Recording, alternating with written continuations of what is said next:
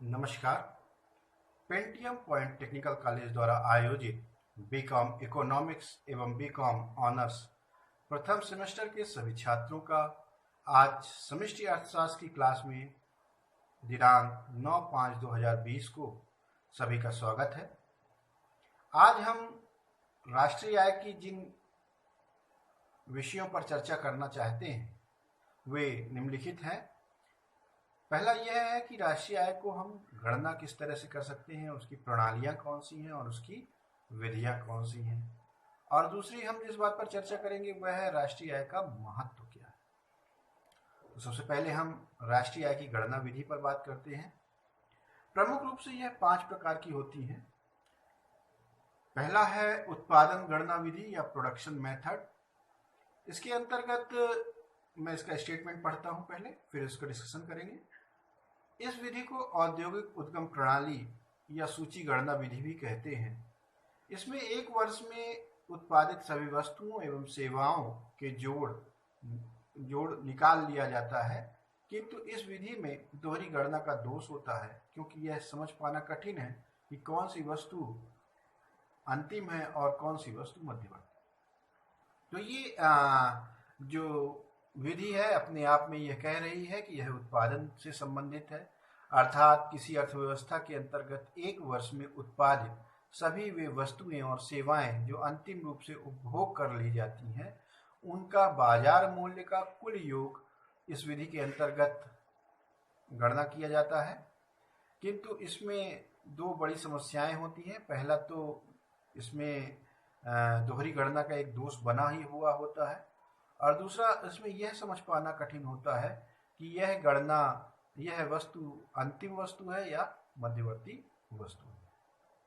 फिर दूसरी विधि आती है आय की गणना प्रणाली, अर्थात इसकी स्टेटमेंट को हम पढ़ते हैं कि इस विधि में विभिन्न साधनों से प्राप्त शुद्ध आय वर्गों की गणना को जोड़ लिया जाता है, जिसमें सभी नागरिकों की आय का योग किया जाता है तथा भुगतानों का योग ही राष्ट्रीय आय होता है। अर्थात राष्ट्रीय आय द्वारा किया गया भुगतान ही नागरिकों की आय कहलाती है, और यह नागरिकों की आय कई वर्गों में विभाजित होती है, जिनके संपूर्ण योग को हम इस प्रणाली में गिनते हैं। इसे आय गणना विधि भी कहते हैं। कहने का अर्थ यह है कि राष्ट्रीय आय के अंदर किया गया भुगतान नागरिकों की आय है, और इस आय को गणना करने के लिए हम नागरिकों की आय को कई वर्गों में विभाजित कर देते हैं, और यह विभाजित वर्ग है जिनके आधार पर इनको भुगतान मिलता है, जो इनकी आय के रूप में गिना जाता है। जैसे एक श्रमिक या मजदूर को मिलने वाला भुगतान या पारिश्रमिक, जैसे एक स्व अर्जित आय, स्वयं के द्वारा आप कोई कार्य कर रहे हैं, कुछ विक्रय कर रहे हैं, उससे जो आपको आय प्राप्त हो रही है। तीसरा, कर्मचारियों के कल्याण के लिए जो अंशदान निकाला जाता है, जैसे पेंशन है, पीपीएफ है, ईपीएफ है, यह भी राष्ट्रीय आय का भुगतान है और यह कर्मचारी का आय है। लाभांश, यदि आप अपनी पूंजी बाजार में लगाते हैं, उसके बदले में मिलने वाला व्यवसाय करते हैं कोई और उद्यम करते हैं, और उसके बदले में मिलने वाला आपको लाभ, वो है आपकी आय कहलाएगा। ये फिर है ब्याज, यदि आप अपनी पूंजी बाजार में उत्पादन कार्यों में खर्च करते हैं तो उसके बदले में मिलने वाला ब्याज ही आपका आय कहलाएगा। फिर अतिरिक्त लाभ, यदि कोई कार्य आप कर रहे हैं और उससे संबंधित कोई अतिरिक्त आय आपको प्राप्त हो रही है तो वह भी आपके आय का हिस्सा है। अगला है लगान और किराया, यदि आपकी भवन या जमीन किसी उत्पादकीय कार्य में लगी हुई है तो उससे प्राप्त होने वाला टैक्स या रेंट नागरिक की आय के रूप में गिना जाएगा। फिर सरकारी उद्यमों से लाभ, सरकार के द्वारा बहुत सारे उद्यम किए और कराए जाते हैं, उनमें जो लोगों को उनका वेतन या सैलरी के रूप में प्राप्त होता है उसे सरकारी उद्यम कहलाते हैं। ये भी नागरिक की आय का एक प्रकार है। फिर विदेशों से साधनों की शुद्ध आय, यदि विदेश से आप कोई भी आर्थिक गतिविधि कर रहे हैं और आपको उसमें से कुछ लाभ मिल रहा है या कुछ आय अर्जित हो रही है तो वह शुद्ध साधन आय कहलाएगी। तो ये आय प्रणाली हो गई। इसके बाद हमारी तीसरी प्रणाली है व्यय की प्रणाली, अर्थात स्टेटमेंट इसके सुनते हैं कि इस विधि में एक वर्ष में अर्थव्यवस्था में होने वाले व्यय के कुल प्रवाह का योग करते हैं। अर्थात किसी राष्ट्रीय आय की प्रणाली में कितना एक अर्थव्यवस्था के अंदर वर्ष भर में एक्सपेंडिचर हो रहा है, कितना व्यय हो रहा है, किन किन चीज़ों में व्यय हो रहा है, उसके योग को हम इस विधि में गिनते हैं।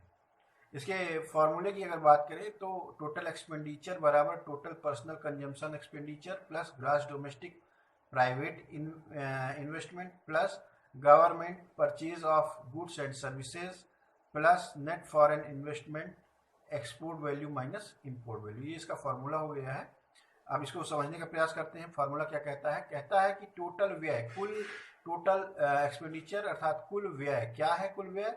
जब किसी व्यक्ति के द्वारा वर्ष भर में जो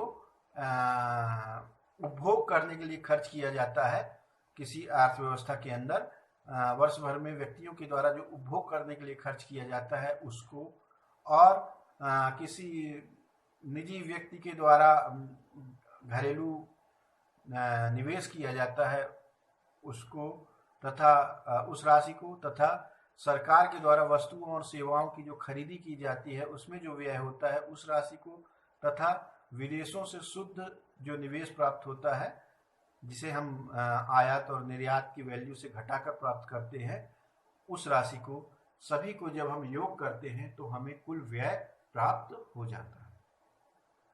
इसके बाद चौथी प्रक्रिया है सामाजिक लेखांकन प्रणाली। सामाजिक लेखांकन प्रणाली से आशय है इस विधि के अनुसार संपूर्ण समाज में लेन देन करने वालों को विभिन्न वर्गों में बांटा जाता है और ये वर्ग उत्पादक, व्यापारी वर्ग एवं अंतिम उपभोक्ता के रूप में होते हैं।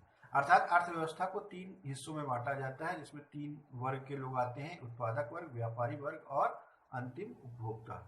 हैरल्ड एडी और एलन पीकॉक ने इसमें थोड़ा और इसको एक्सपेंड करते हुए बताया कि सामाजिक लेखांकन मनुष्यों तथा मानवीय संस्थाओं की भली भांति समझने में सहायक है। इसमें केवल आर्थिक क्रियाओं का वर्गीकरण ही नहीं किया जाता है बल्कि अर्थतंत्र के संचालन की जांच में एकत्रित सूचना के प्रयोग का भी समावेश किया जाता है। इसमें क्या बताया हैरल्ड ने कि सामाजिक मूल्यांकन समाज के अंदर जो मानवीय संस्थाएं हैं, मानव द्वारा चलित संस्थाएं हैं या मनुष्य है, उसके द्वारा उसे वह किस वर्ग के अंतर्गत आता है, क्या वह संस्था या व्यक्ति कृषि वर्ग के अंतर्गत आता है या उत्पादक वर्ग के अंतर्गत आता है या व्यापारी वर्ग के अंतर्गत आता है या उपभोक्ता वर्ग के अंतर्गत आता है। अर्थात वह वहाँ कितना उसे लाभ हो रहा है, कितना उसका हित हो रहा है, यह सारी आर्थिक क्रियाओं के माध्यम से समझने का प्रयास ही सामाजिक लेखांकन प्रणाली होती है। फिर है अगला जो बिंदु है वह है राष्ट्रीय आय। राष्ट्रीय आय के महत्व को समझने का प्रयास करते हैं। राष्ट्रीय आय आर्थिक प्रगति का सूचक होता है। राष्ट्रीय आय क्या होता है? आर्थिक प्रगति का सूचक होता है। अर्थात आपकी प्रगति या विकास में जिन जिन चरों का योगदान होता है वह चर ही आर्थिक प्रगति के कारक होते हैं। फिर दूसरा है विभिन्न क्षेत्रों में तुलनात्मक अध्ययन। जिसे पहले ही बताया गया है कि कई उत्पादन प्रक्रिया को कृषि क्षेत्र, उत्पादन क्षेत्र और सेवा क्षेत्र में वितरित किया गया है। अर्थात आप अलग अलग क्षेत्रों का तुलनात्मक रूप से अध्ययन कर सकते हैं कि राष्ट्रीय आय का प्रवाह किस क्षेत्र में अधिक हो रहा है या किस क्षेत्र में कम हो रहा है। तीसरी चीज है आर्थिक नियोजन एवं नीति का निर्धारण। किसी भी अर्थव्यवस्था को चलाने के लिए हमें आर्थिक नियोजन करना होता है और कुछ नीतियों का निर्धारण करना होता है जिससे हम दीर्घकालिक उद्देश्यों की प्राप्ति कर सकते हैं। अर्थात किसी भी अर्थव्यवस्था को चलाने के लिए नीति और निर्धारण की आवश्यकता होती है। करदान क्षमता। करदान क्षमता यदि व्यक्ति के अंदर कर देने की प्रवृत्ति तीव्र हो रही है, अर्थात कर वह प्रगतिशील तरीके से बढ़ते हुए क्रम में दे रहा है, इसका अर्थ है कि अर्थव्यवस्था में राष्ट्रीय आय का प्रभाव बढ़ रहा है, राष्ट्रीय आय में वृद्धि हो रही है। फिर है आर्थिक विकास को निर्धारित करने वाले कारक। बहुत सारे फैक्टर्स हैं जिससे आर्थिक विकास सुनिश्चित होता है, वो भी राष्ट्रीय आय के हिस्से होते हैं।